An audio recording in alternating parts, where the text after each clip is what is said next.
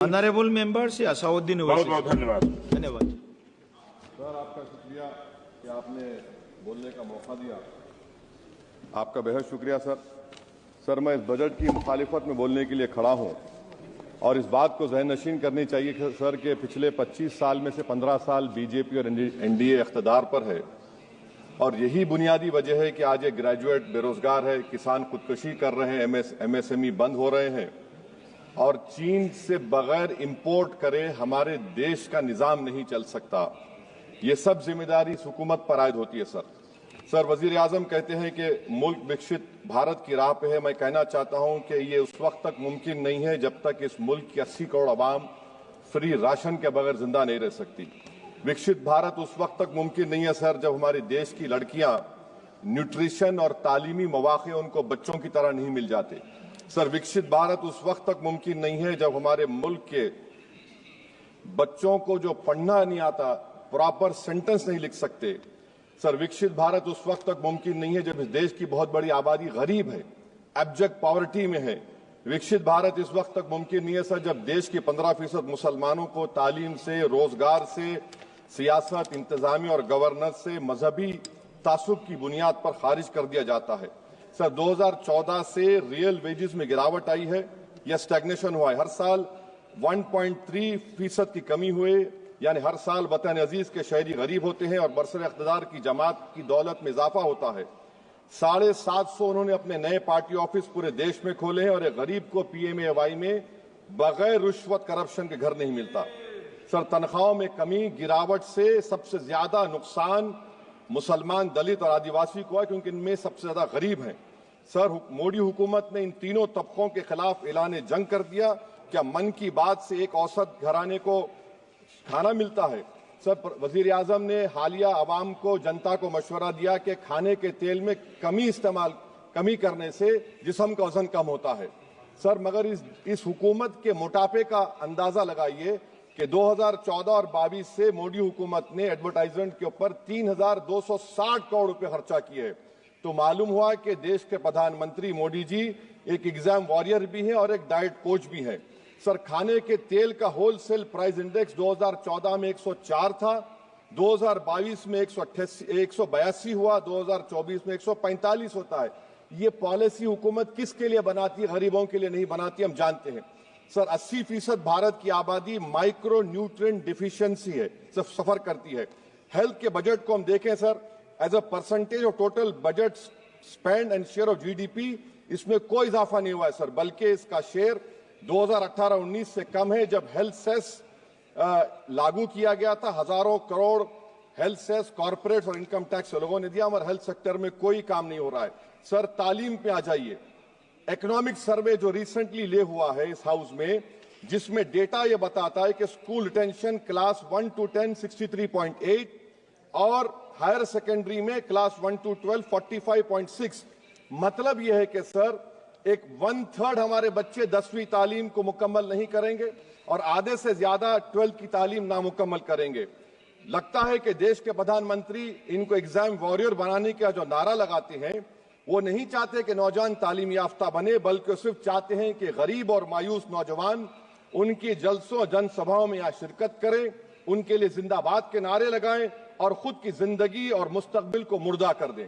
Sir, सच्चाई यह है कि हमारे नौजवानों का एक बहुत बड़ा तबका बेसिक मैथमेटिक्स पढ़ नहीं सकता और अपनी मादरी जबान में एक जुमला नहीं लिख सकता। सर, जो सौतेला तासुब रवैया अक़लियतों के साथ हुकूमत कर रही है, इसकी मिसाल यह है कि वजारत अक़लियती बहबूद का बजट पिछले साल से कम हो गया है। सर, मैं एग्जाम्पल दे रहा हूं आपको।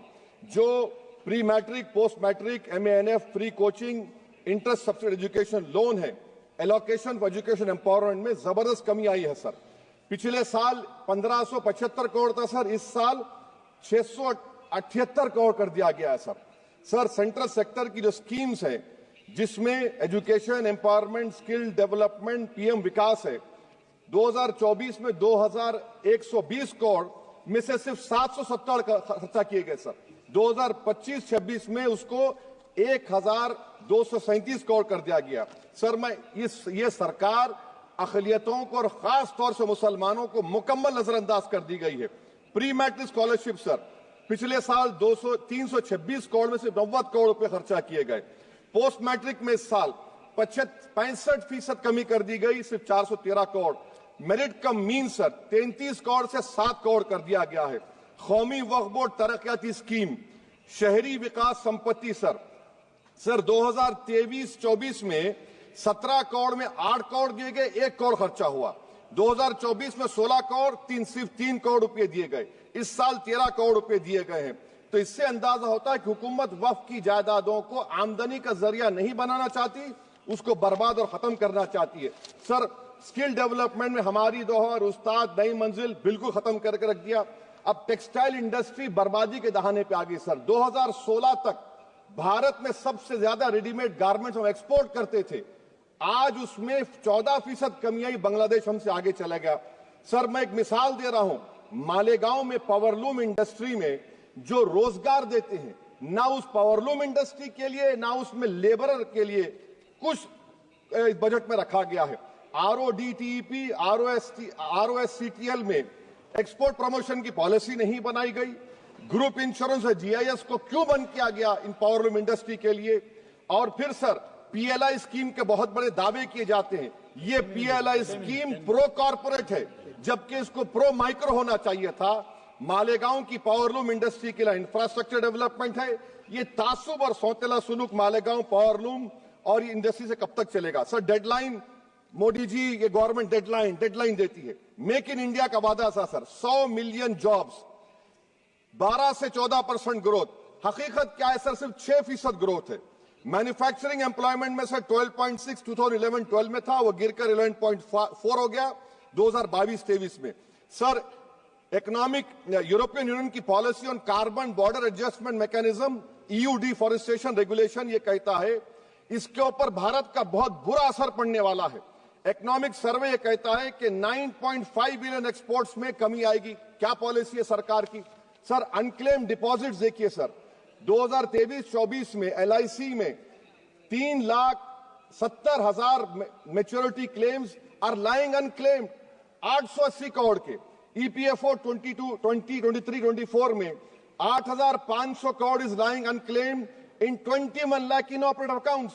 Is this being done deliberately to shore up the government supply? Why is the middle class being made bali ka bakra, sir? In February 2023, sir, 35,000 crore is lying vacant or unclaimed in public sector banks. Why don't you use it?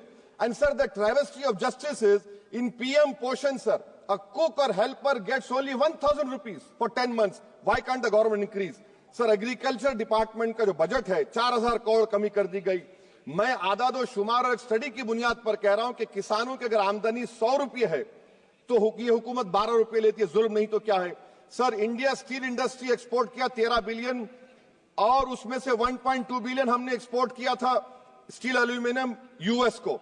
अगर Trump 25% tariff लगाएगा ये significant burden होगा India के steel exporters पर और इसीलिए India metal index गिरा है 3%। सर क्या पॉलिसी है सरकार की? सर कंक्लूजन में अब आप देखें the revenue through income tax is set to increase by 4 lakh crore for BE24 while the corporate tax is only set to increase by 60,000 crore despite corporate profitability an all-time high while wage growth remains subdued. The share of income tax in total revenue has risen to 22.7% in financial year 19 to 33% in 25 while the share of both GST and corporate tax has declined.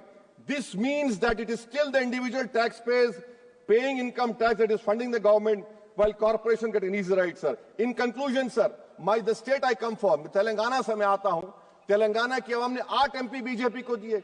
एक project आप national project नहीं कर सकते, पालमारू irrigation project को national project नहीं बनाते, गोदावरी के पानी को लाने का प्रोजेक्ट आप नहीं देते, मेट्रो को नहीं देते, एक स्टील बायारा, मेरे 8 MP आपके जीत के गए। ये लगता है कि बेचारे वो कितने कमजोर हैं कि जिस रियासत से जीत कर गए वहां पर कुछ नहीं कर सक रहे हैं सर। तो इसीलिए मैं इस बजट की मुखालिफत में खड़ा हूं। इससे कोई रोजगार में फायदा नहीं होगा, विकसित भारत नहीं बनेगा। आप लाख बोल लीजिए, हम 12 लाख का बाजा बजाइए, मगर बाजू GST का एक चौकीदार खड़ा हुआ है चोरी करने के लिए। बहुत बहुत शुक्रिया सर।